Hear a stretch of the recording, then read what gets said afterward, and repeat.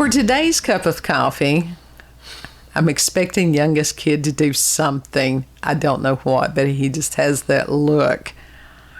He's going to do something. Hopefully he's got the sneezes out, but he's been in all kinds of allergens today. He's been in our basement. That's her fault. So I asked him. Go do it. I asked him to go downstairs and get our Halloween decorations. And we're not down there. Actually, I think they're out in the building, but that's a tomorrow thing. You found a few things. I was out in the building before. You did not. You did not. I did so. No. But you found treasures down there, didn't you? You found the VHS tapes. He's been collecting those of the Blair Witch Project, the original. There should have never been a redo of that. Plus Rocky Horror Picture Show. Yeah, and the Lost Boys. There's a lot of others down there, but it was just like, I can't carry all this upstairs, right. And Mom would kill me if I did. Well, I think I've had every form of Rocky Horror that exists. Same thing with the Lost Boys. But yeah. So you're telling me you had Laserdisc too of it? No, I'd never had a Laserdisc. I couldn't afford those things. Are you kidding? So anyhow, we're going to be doing part 2 today as far as the origins of witches, and we're going to ASMR today either. No, we're going to go into the actual witch hunts. We're going to do the ones that were over in Europe. We'll do the last installment of this will be tomorrow, and that's where we'll go into like the Salem witch hunts. You love that. Great. Because that it's a matter. This is some heavy stuff, and I get that. And that was the reason yesterday it was, very academic, because people needed to know how this stuff came into being. Absolutely. And, spread the knowledge, spread the wisdom. Now, I'm going to, with this today, it wasn't just the Catholics, because with tomorrow, the Puritans, they were very much Protestant. Fucking Catholics and Protestants.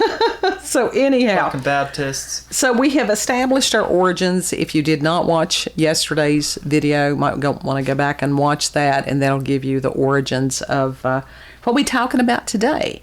And we're going to go ahead and skip ahead to 1486 and the introduction of Catholic clergyman Henrik Kramer and his famous book, first published in the German city of Speyer. I don't do German well either. I'm doing Speyer. It's Speyer. Speyer. I don't know.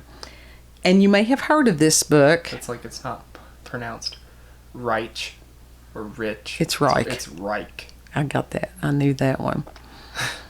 And you may have heard of this book, and it's called the Malleus Maleficarum, who I will refer to as the Malleus from here on out. I try to just tell her to say MM. Because that reminds me of bad rapper. Eminem? Yeah. So anyhow, this is the translation of the Malleus Maleficarum is Hammer of Witches. And the Malleus, they even do it too, elevated sorcery to the criminal status of heresy, and recommended the secular courts prosecute it as such. And the Malleus suggests torture to effectively obtain confessions, and the death penalty as the only certain remedy against the evils of witchcraft. At the time of its publication, heretics were frequently sentenced to being burned alive at the stake, and the Malleus encouraged the same treatment of witches. Now, a heretic is somebody who does not believe Catholic doctrine. For good reason. Now, keep your opinions to yourself. You're going to get people upset with me out there. They can be. They don't have to be upset with you, but they can be upset with me. I don't care, because I will say it. No, I will say it till the sun goes down. And you have every right to your opinion and to speak your opinion. I think it's a cult. Well, the book had a strong influence on culture for several centuries, and the book was later used by royal courts during the Renaissance and contributed to the increasingly brutal prosecution of witchcraft during the 16th and 17th centuries. Okay. And the Malleus asserts that 3 elements are necessary for witchcraft: the evil intentions of the witch, the help of the devil, and the permission of God. So that's a weird combination. And the treatise is divided into 3 sections. The first section is aimed at clergy and tries to refute critics who deny the reality of witchcraft, thereby hindering its prosecution. And I will tell you, this is bits and bobs from Wikipedia and others. I always put the references in the description box. Yeah. And the second section of the Malleus describes the actual forms of witchcraft and its remedies. The third section is to assist judges confronting and combating witchcraft and to aid the inquisitors by removing the burden from them. Each of the 3 sections has the prevailing themes of what is witchcraft, and who is a witch. And the treatise describes how women and men became inclined to practice witchcraft. The text argues that women are more susceptible to demonic temptations through the manifold weaknesses of their sex. It was believed that they were weaker in faith and more carnal than men. Michael Bailey claims that most of the women accused as witches had strong personalities and were known to defy convention by overstepping the lines of proper female decorum. After the publication of the Malleus, it seems as though about 3/4 of those individuals prosecuted as witches were women. Witches were usually female. The reasons for this is the suggestion that women are, quote, prone to believing, and because the demon basically seeks to corrupt the faith, he assails them in particular, end quote.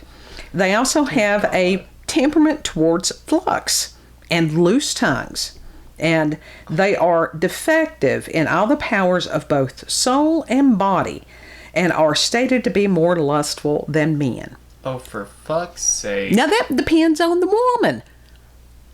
Yeah, but not all. No, it's not. Anytime that you lump everybody into one category, that is othering.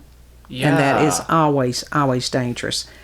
The major reason is that the foundation of sorcery, according to the Malleus, is denial of faith. And women, therefore, is evil as... or woman, therefore, is evil as a result of nature because she doubts more quickly in the faith. Okay, God made women. Are they saying that God made something that was imperfect? Pretty much. That's exactly what they're saying. I think it's what it says. Now, men can be witches, but were considered rarer, and the reasons were also different. The most common form of male witch mentioned in the book is the sorcerer archer.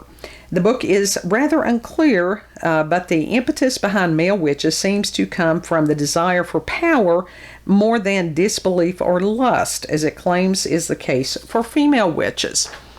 The very title, Malleus Maleficarum, is feminine, alluding to the idea that it was women who were the villains. And otherwise, it was one of those, as far as the masculine form of Latin versus the female form, so they chose the female form. Mm-hmm. And in Latin, the female Maleficarum could only be used with women, while the masculine Maleficarum, it's an I instead of an, it's an O instead of an A, could be used for men alone or for both sexes together. Let's say you get these Latin languages that they have male and female within that. Yeah. The Malleus accuses witches of infanticide, cannibalism, and casting evil spells to harm their enemies, as well as having the power to steal a man's penis. I thought that was rather amusing. What the fuck, dude? It goes on to give accounts of witches committing these crimes. I think that probably whoever wrote this believed that a witch had stole his. More than, yeah. And that is probably... It's bitter bastard. Yeah, absolutely he was. It's just like... A bitter bitch. Oh, Scholar Bronner explains the author's prescription on how a woman can avoid becoming a witch. According to the Malleus, the only way a woman can avoid succumbing to her passions and becoming a witch is to embrace a life of devout chastity in a religious retreat. They can fuck off. Get thee to a nunnery. No. And the monastic life is reserved to the spiritually gifted few. Therefore, most women are doomed to become witches who cannot be redeemed, and the only recourse open to the authorities is to ferret out and exterminate all witches. Spoiler alert. Bullshit. Bullshit. Okay, there is something that's called Strixology, which is a genre of writing about the reality of witches and their abilities in the Malleus, and is characterized by a very specific conception of what a witch is, one that differs dramatically from earlier times. So even as far as when they were doing the thing about the pre-Christian belief system and those who were pagan, those who were heathen, okay, the Malleus, it cranked it up to 11, you know? Yeah. The word used, Malefica, carries an explicit condemnation, absent in other words referring to women with supernatural powers. The conception of witches and of magic, by extension, is one of evil. It differs from earlier conceptions of witchcraft that were much more generalized. Okay, well, what did they do with the people? This is pissing me off. That's why I waited for today. What did they do with the, as far as scripture and the women who had angelic visions? They had angelic Apparently visitation. Those people. Different things like that. Apparently those don't exist. Well, so in other words, they're contradicting what they say that they believe. They're full of contradictions. Yeah, Have you seen the Catholics? I'm just trying to get through this on this. This is the point in history where witchcraft constituted an independent anti-religion. I know it's just the witch lost her powerful position. I need a cigarette already. Via the deities. The ability to force the deities to comply with her wishes was replaced by a total subordination to the devil. Women are not your fucking slaves. So this is not some big feminism rant. This is just presenting different things that have happened in history. Yeah. Okay. This, like I said, it's not a big rant. Just chill yourself out. Chill yourself out. All right. According to the Malleus, the witch became Satan's puppet. This conception of witches was part of a conception of magic that was termed by the scholars of that time as Satanism or diabolism. This is being diabolic. In this conception, a witch was a member of a malevolent society presided over by Satan himself and dedicated to the infliction of the malevolent acts of sorcery or malefica on others. I'm about to smack the shit out of whoever wrote this. Honey, he's been dead for centuries. I'm going to resurrect their ass. Just chill. I'm going to resurrect their asses and I'm going to smack them. Chill. According to McKay, this concept of sorcery is characterized by the conviction that those guilty engage in 6 activities, which I found that number interesting. Yeah. 1, a pact enter into with the devil, which was, total apostasy from Christianity. 2, sexual relations with the devil. 3, aerial flight for the purpose of attending. 4, an assembly presided over by Satan himself, at which initiates entered into the pact, and incest and promiscuous sex were engaged in by the attendees. 5, the practice of maleficent magic, which is black magic, and the slaughter of babies. So in a nutshell, they're pulling stuff out of their ass. Absolutely. But who were supposed to be the witnesses to these things? God. Oh, that's right. Most of the accused confessed their misdeeds through some very strong convincing. Now, as far as evidence... In a nutshell, manipulating. In layman's terms. Evidence whether or not somebody was a witch.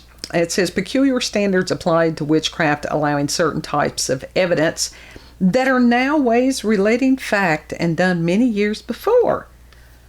So in other words, it didn't matter supposedly whether they had done them in present time or whether they had done them in years past. All it took was an accusation. Sound familiar? Very much so. All right. There was no possibility to offer an alibi as a defense because witchcraft did not require the presence of the accused at the scene, which meant that somebody could claim something happened and somebody did it, and that somebody that was accused didn't know shit about it. We have that happen today. Except it doesn't involve witchcraft. Well, we'll get to that.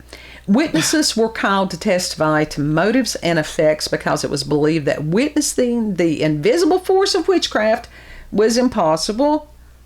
Well, if it's invisible, how are you going to witness it? And it says that half-truths are to be allowed and are good causes of suspicion. Now, interrogations and torture.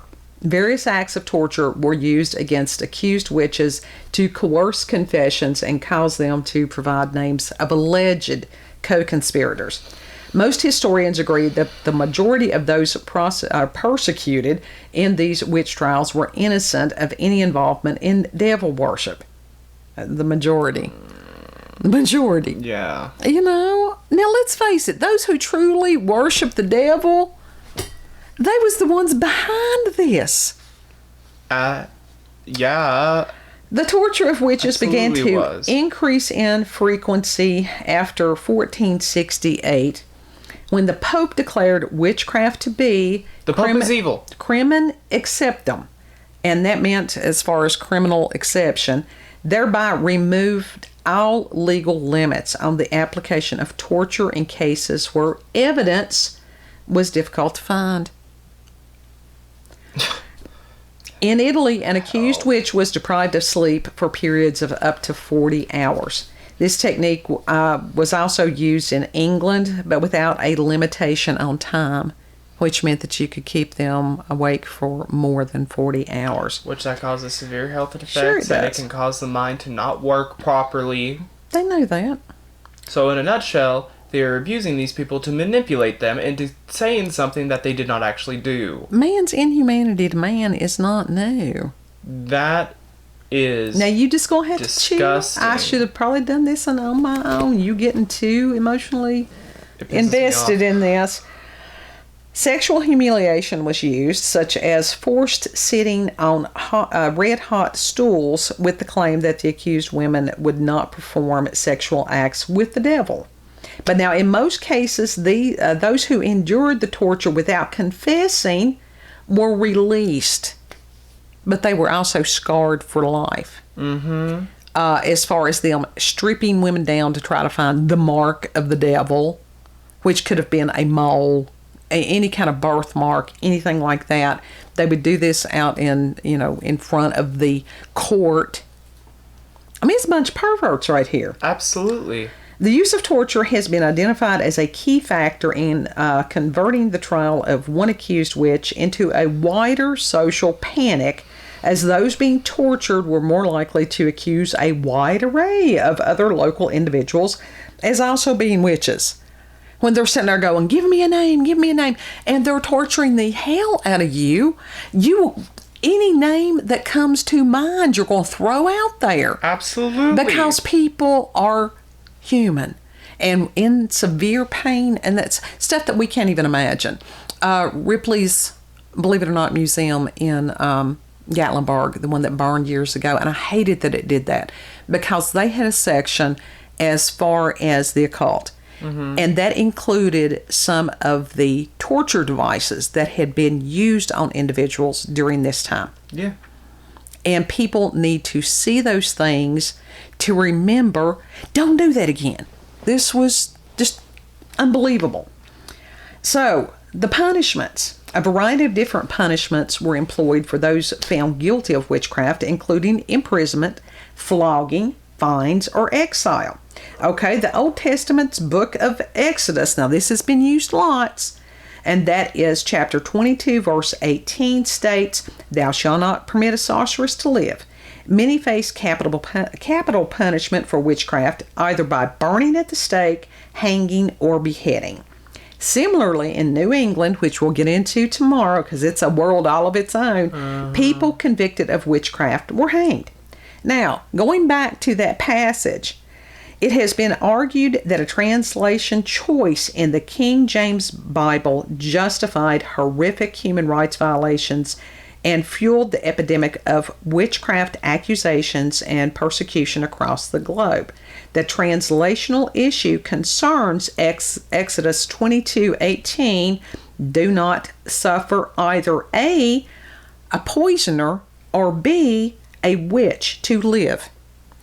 Both the King James and the Geneva Bible, which precedes the King James Version by 51 years, chose the word witch for this verse. The proper translation and definition of the Hebrew word in Exodus 22:18 was much debated during the time of the trials and witch phobia. Now let's face it, the word meant poisoner. So all that because of a mistranslation. Words matter. Context matters. Culture, at the point of time when these things were written, it matters. Absolutely, it does. That's why I went back to the beginning on this stuff as far as I could yesterday. Okay, as far as the estimation of the total number executed during this time, numbers of those executed have ranged from tens of thousands to millions because, there was a lot of somebody didn't know what this was, and then you got somebody that's trying to up the ante on some of this. Mm-hmm. Now, the estimate was somewhere placed between, again, tens of thousands to millions, and it was reliably placed below 100,000 in scholarship in the 1970s. But that number did not include unofficial lynchings, which went unrecorded. And it does say that they were believed to have been somewhat rare in the early modern period. It also does not take into consideration the individuals who died as a result of the unsanitary conditions of their imprisonment or of injuries that may have been sustained by the small number who were tortured and found innocent. Because if you've got third-degree burns, especially in the Middle Ages, you're probably going to get some infection and you're going to die pretty quickly. Absolutely. Now, and then if you try to heal yourself with like some herbs or whatever, because if you, by chance you know how to do that stuff, you're going to get accused again. Right. Yeah. Now, question that was asked, were there any witches back then? All right. Throughout the 18th and 19th centuries, the common belief among educated sectors of the European populace was that there had never been any genuine cult of witches, and all those persecuted and executed as such had been innocent of the crimes. Yeah. However, at this time, various scholars suggested that there had been a real cult, that's that word, that had been persecuted by the Christian authorities, and that it had, of course, been a pre-Christian religion, just like we discussed yesterday. In 1862, this was very interesting.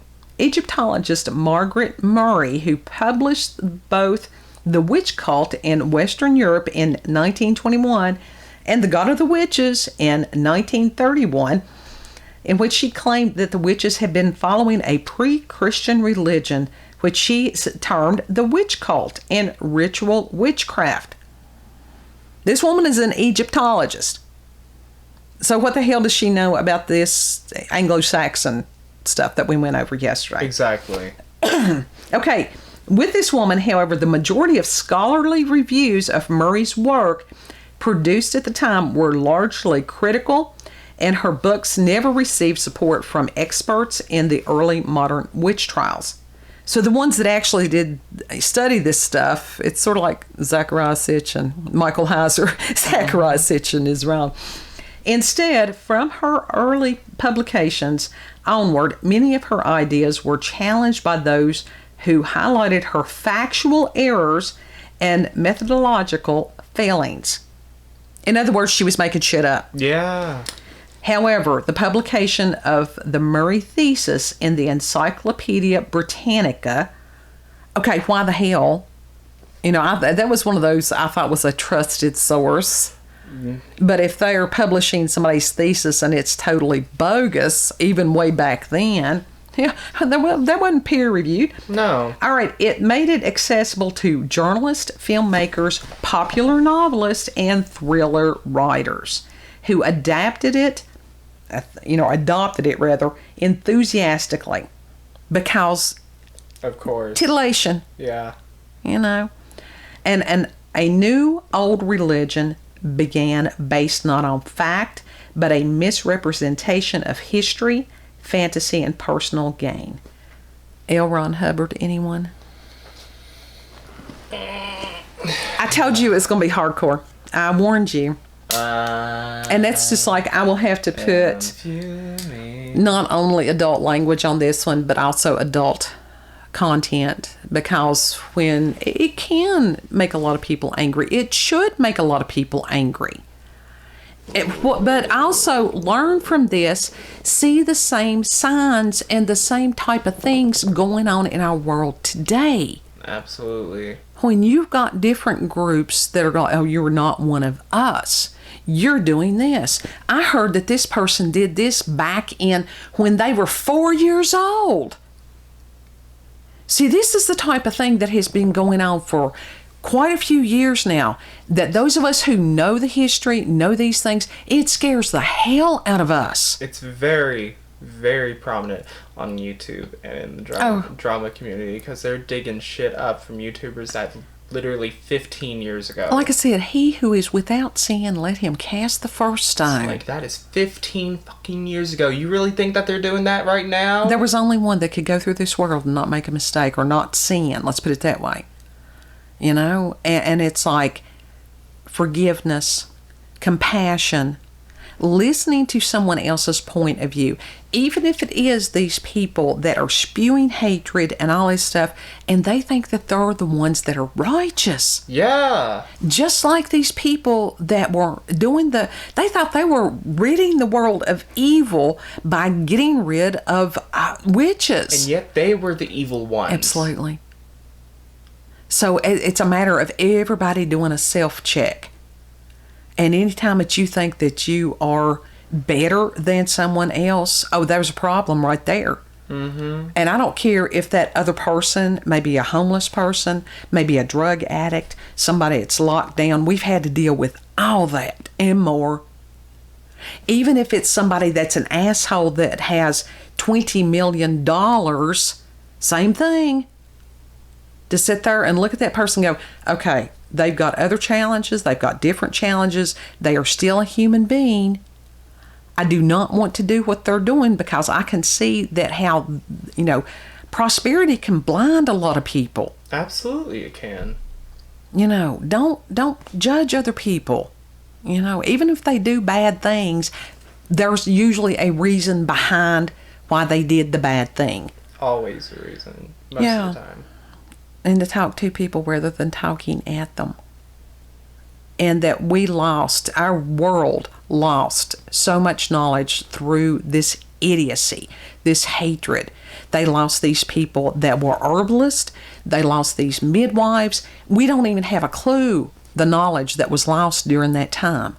And that saddens me, because that I love knowledge. Mm-hmm. I love learning. I love sharing what I learn, and especially if it's something I'm passionate about, such as this. And it does anger me, but it's a matter of keeping that emotion. If you become too emotional about it, then that's counterproductive, especially when you're trying to present the information to someone else. Absolutely it is. Absolutely. That's the reason I'm sitting over going, calm down, calm it down. Because it is angering, but these people have been dead for a very long time. The main thing is, don't let it happen again. Yeah. And I think see that's this. That's one thing that honestly angered me, was the fact that it is happening now. Yeah, it's just in a different form. Yeah. Which is horrific. So, to learn from the past. Absolutely. Learn from the past. Yeah. Now tomorrow, Do not rewrite history. No, we don't have to rewrite it. We really, really don't. Tomorrow will be the last installment of this, because this has been some really heavy-duty stuff, and I know that, but it's needed right now.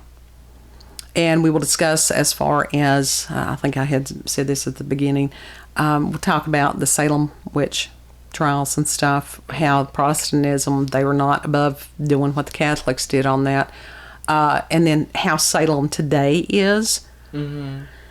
And also as far as some of the mythical garb of the witches. We'll go in as far as about the brooms and the hats and the cauldrons and all those things come from. And we'll put some fun in that where it's not as heavy. Yeah. I'll try to. Anyhow. If you've had experiences with paranormal, supernatural, encounters with UFOs, aliens, cryptids, local or regional or even family myths, legends, experiences that were odd. You know, maybe somebody in your family, and God, I hope not, but maybe somebody in your family was accused of being a witch or maybe went through the Salem horror. That's all you can call it, is a horror. It is a horror. Then anything like that, send me an email, cupofcoffeewithscream@gmail.com, and the email address is always in the description box. I will put the references for this in the description link. So breathe out. Go get yourself another cup of coffee. Or a cigarette. Well, I can't say that because there's people that they demonize in that too, but tobacco is a sacred plant amongst our ancestors, so... Absolutely it is. Yeah. So, stick a fork in it. Anyhow, I will smack down Kid a little bit before the next one where he's not as emotionally invested. Well, where I have studied these things for many, many years. And, it's newer for you, so it's not that I'm jaded. It's just that I don't have that initial knee-jerk response to these horrors. Mm-hmm. And I've seen other horrors. So thank you for your time. Know that you are appreciated, anyone who takes the time to have coffee and ponder these great ponderings with us. Yes. So, and have a beautiful day, and know that you are loved. Treat people with kindness, love, and respect. Well, if nobody's told you today that you're loved, we will. Yeah. And all we of mean, you are loved. Yeah, if you want to shoot us an email and say, hey, I'm going through a rough time, and do we may that. not know y'all personally, but we love you. Sure. We care about every single one of you. You are a human being created in the image of God, and you are worthy of respect and dignity. Mm-hmm. That's it. Bottom line. So, you all have a good day, and we'll see you on the next cup. Bye. Subscribe.